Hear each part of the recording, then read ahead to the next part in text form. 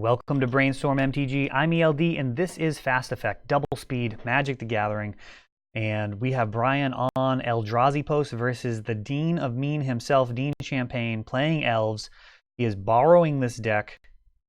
This is actually one of the decks that I have on hand in case people would like to try out Legacy. So if that's ever something you are interested in and you are local to Bellingham, Mass., go ahead and hit us up on Facebook, ELD's Time Vault Games, and we can make that happen. Eldrazi here, really slow start. 2 land drops, no play. Looks like going to have to start on turn 3. Will that be too late? Heritage Druid does threaten to make a lot of mana here. Let's see what happens. Another Heritage Druid. And now Birchlore Ranger tapping for 3 mana. Glimpse of Nature. Oh, wow. 1 green floating here. Wirewood Symbiote. That's going to be able to pick up a elf at least while untapping another elf.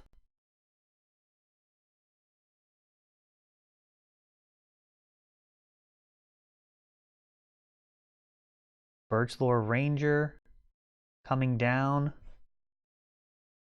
Now tapping for 1 mana. Do we get any Nettle Sentinels in here? No, we've got a Green Sun Zenith for 0 getting Dryad Arbor. Interesting decision there. Green Sun Zenith may have been a higher value card than that. But it looks like he made the right play, showing double natural order. So the Thought Knot Seer only able to take 1 of those natural orders. Dean's turn would have been a natural order for Craterhoof Behemoth, striking for lethal. Craterhoof giving +X to all of the creatures on the battlefield and trample, and is a 5/5 haste itself.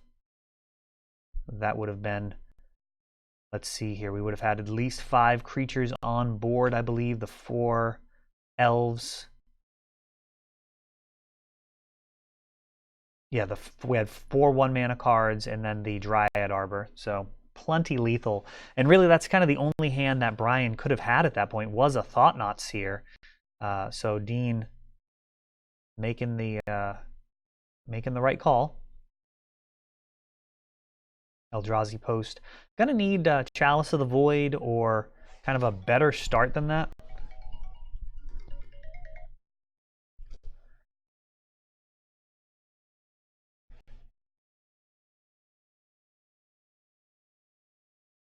See how this goes for Brian on the play.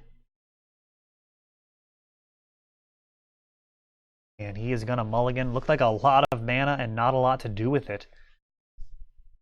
That is one of the things that Eldrazi post kind of tries to avoid compared to the larger 12-post decks. Has just a whole lot more things to do lower end of the curve compared to the more Eldrazi-heavy 12-post lists, which are really much more all in on the ramping element. And there we go, Chalice at 1. Much better on the play here. Got a pair of Eldrazi Temples. And Dean find his non-1 casting cost elves in some type of path to victory, swinging for 1 with Birchlore Ranger, which, by the way, does not cost 1 when you are playing it as a morph.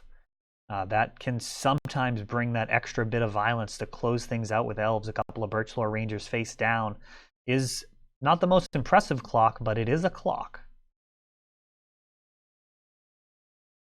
Now he does have 4 mana available. Natural Order now might just be the play if he has it. Get Craterhoof swinging for 6. If he does have Progenitus, that could also be fine.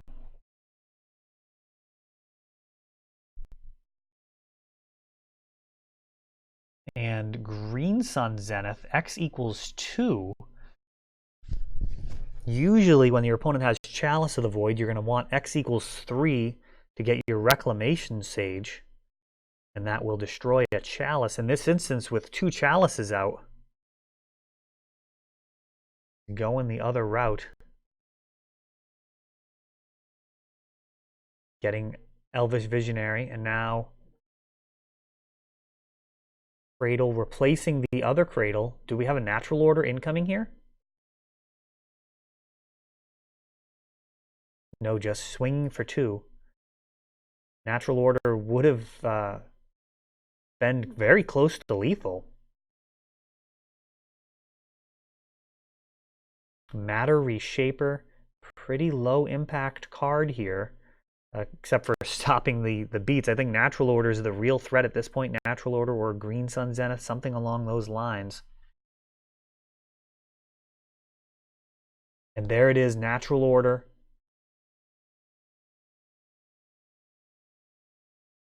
Each creature is going to get +3/+3 and trample.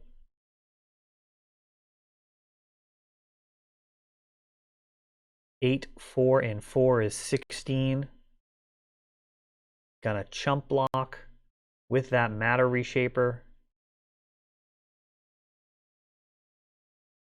And he finds a Grim Monolith. Ooh, wow, all is dust. What a answer there. Lethal. Big difference between landing at 3 and being dead. And Brian taking this very small window here to resolve an all is dust, getting rid of all colored permanents. And now just building his way back in very quickly with Karn.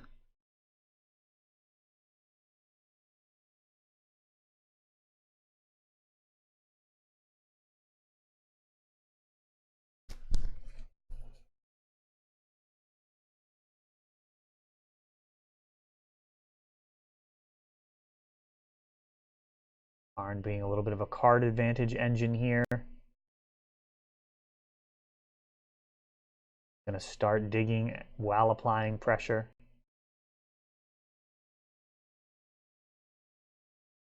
Untapping Grim Monolith.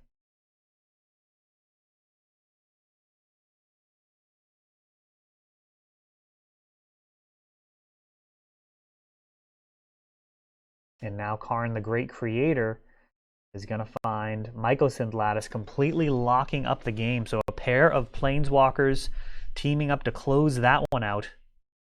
Karn, the Great Creator, finding Mycosynth Lattice. Mycosynth Lattice making all of the permanents artifacts, and then Karn's static ability making it so your opponent cannot activate abilities of their artifacts. And that is a KO. Dean, no chance of getting back into that game, though really that all is dust was likely enough. Chalice of the Void going to prevent much in the way of getting back into that game. Now Elves on the play. We'll see what Dean can do with it.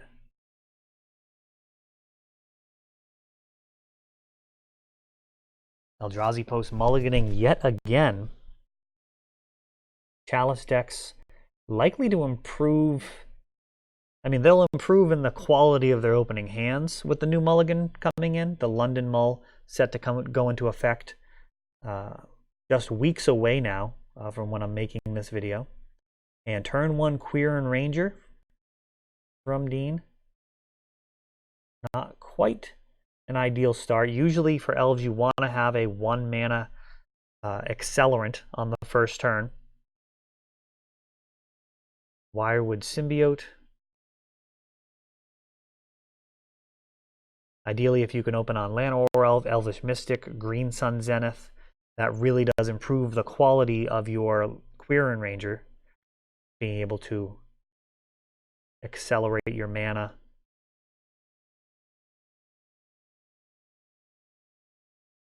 Queer and Ranger also works really well with Dryad Arbor.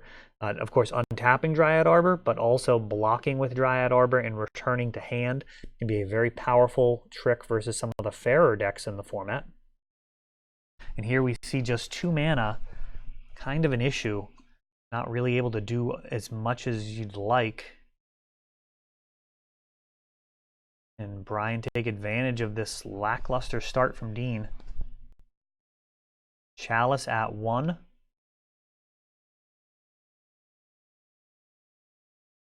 Potentially going to slow down future development here. course, Cavern of Souls can allow you to play straight through the Chalice. And it looks like just turning guys sideways is going to be part of the plan. Dryad Arbor does allow you to block and return with Wirewood Symbiote, which could be relevant versus a card like Thought-Knot Seer in terms of keeping it back.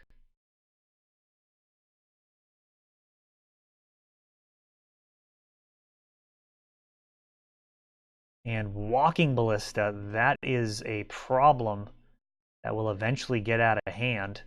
Wirewood Symbiote likely to be the first target.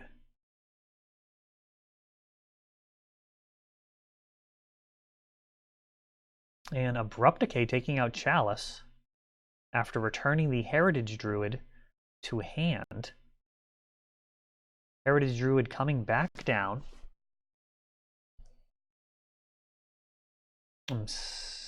I am not clear as to the intention behind that line. We'll see how this plays out. We're in Ranger coming down as well.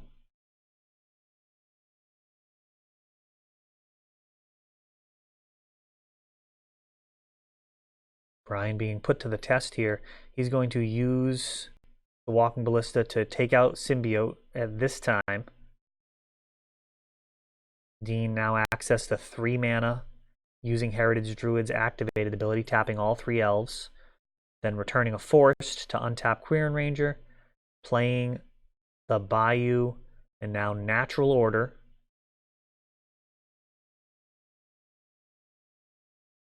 Each of these is going to get +3/+3. So 12 damage coming in. That's going to shut off that Ancient Tomb. Grim Monolith remaining tapped. A lot to answer here. And Natural Order getting the job done, not in one shot, but actually able to finish things out. Brian unable to answer. Craterhoof and friends. It's good to be back. Thanks for watching.